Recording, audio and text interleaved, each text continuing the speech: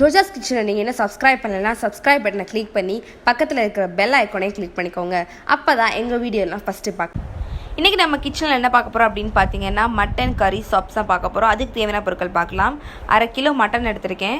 தனியா, மஞ்சத்தூள், சீரகம், மிளகு, 2 பட்டைத்துண்டு, 1 ஏலக்காய், 3 கிராம்பு, 1 ஸ்பூன் மிளகாய்த்தூள், 1/2 ஸ்பூன் சோம்பு, பூண்டு பல், இஞ்சி துண்டு, உப்பு. எப்படி செய்யலாம் பார்க்கலாம் வாங்க. இப்போ ஒரு மிக்ஸி ஜார் எடுத்துக்கோங்க. மிக்ஸி ஜாரில் 1 ஸ்பூன் மல்லி எடுத்துக்கோங்க.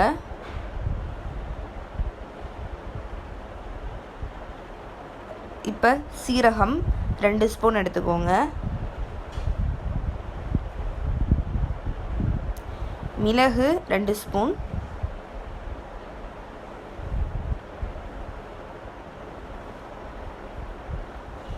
கால் ஸ்பூன் சோம்பு சேர்த்துக்கோங்க.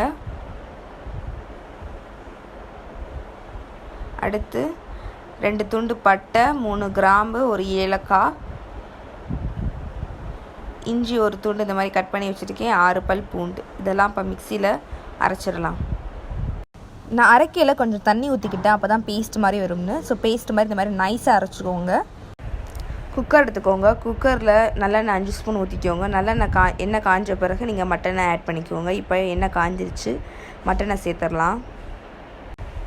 மட்டனை நல்லா அந்த மாதிரி வதக்கிக்கோங்க. இப்போ நம்ம இதில் மஞ்சள்தூள் சேர்க்கலாம். 1 டீஸ்பூன் மஞ்சள்தூள் சேர்த்துக்கோங்க, 1.5 டீஸ்பூன். இப்போ இதை நல்லா மிக்ஸ் பண்ணி விடுங்க.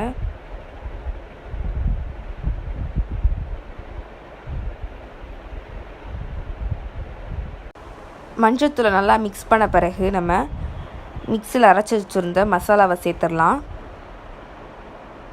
இந்த மசாலாவை சேர்த்துருங்க. சேர்த்துட்டு அதையும் நல்லா மிக்ஸ் பண்ணிடுங்க.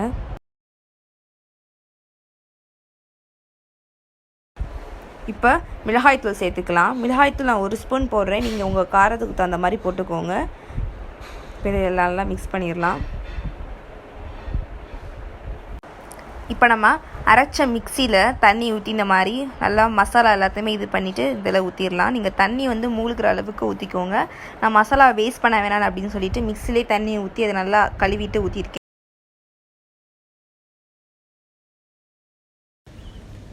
தேவையான அளவு உப்பு சேர்த்துக்கோங்க. உப்பு சேர்த்துட்டு மூடி போட்டுட்டு விசில் வச்சுருங்க. நான் 6 விசில் வைக்க போகிறேன். உங்கள் கறிக்கு தகுந்த மாதிரி நீங்கள் விசில் வச்சுக்கோங்க.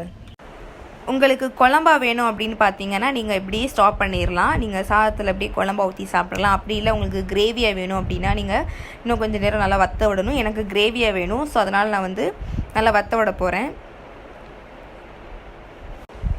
இப்போது மட்டன் கறி சாப்ஸ் ரெடி ஆயிடுச்சு. ரொம்ப சுவையாக இருக்குது. கறி எல்லாமே நல்லா வெந்துருச்சு. சாப்பிட்டிங்கன்னா அவ்வளோ டேஸ்ட்டாக இருக்கும்.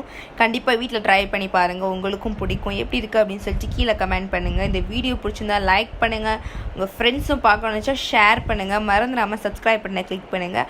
அது பக்கத்தில் இருக்கிற பெல் ஐக்கானையும் கிளிக் பண்ணிடுங்க. தேங்க்யூ.